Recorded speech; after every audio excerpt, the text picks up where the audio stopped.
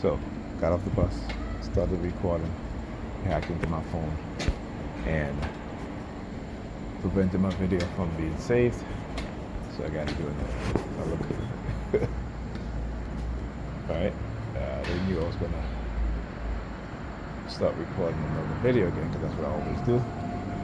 And so, they got the person over there come and stand up right beside me. As I was saying, as I got off the bus, I said, we as black people, we are conditioned with a dysfunctional mindset. There was a young man coming out of a car, and his pants is below his behind, right? And again, we see this all the time in the black community, right? Because that dysfunctional mindset have been conditioned into us, right? At least not, that part, not with me, okay? I think for those of us who grew up in the 80s, the 90s, we have, when it comes to that, where, we took pride in the way we dress, whether we're dressing in jeans or what have you, but we took pride in it, right? But from the 2000s on up, it has become more prevalent, even in older people, right? So even some of the people my age, I see wearing their pants below the behind, right? And again, very few though, very few. Not compared to the young people, like the teenagers, those in their 20s and 30s, right?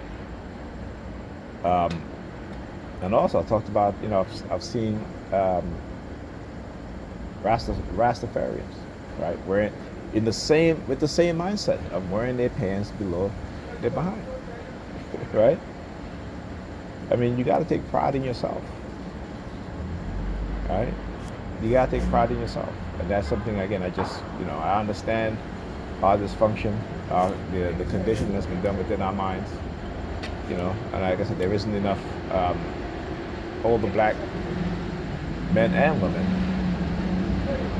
who are out there pushing back against these things because they themselves are being attacked. They're being silenced, right? What else did I talk about? I talked about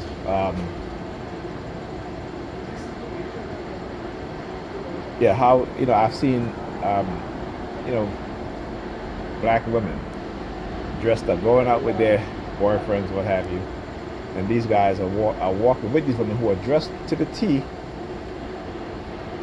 and these men have their pants hanging below their butt, right? And these women accept these things. Our women accept these things. Okay, now if you wear your pants on your hip like you're supposed to, they'll call you a square. You know what I'm saying? You're not excited. You're not, you don't do anything further.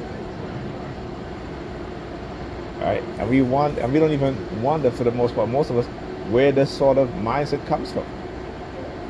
Who is introducing these sort of things?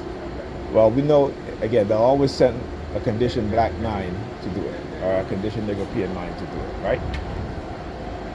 To start the trend, but it doesn't come from them. It is not of their creation, their inception. Any negative things, I'm saying, that black people will speak about, they will find some way to profit off of it, right?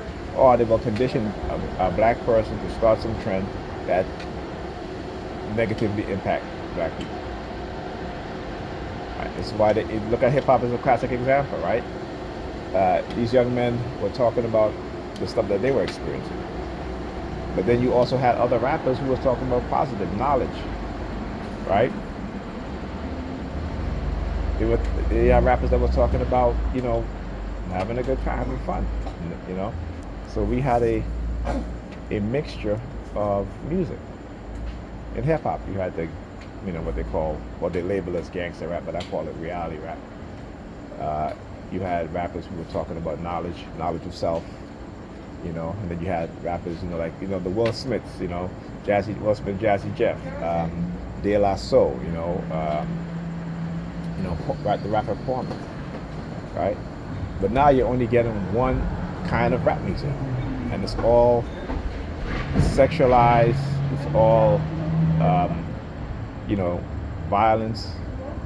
So there is no,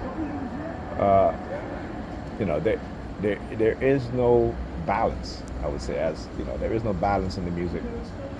You know, it is mostly, you know, just negativity.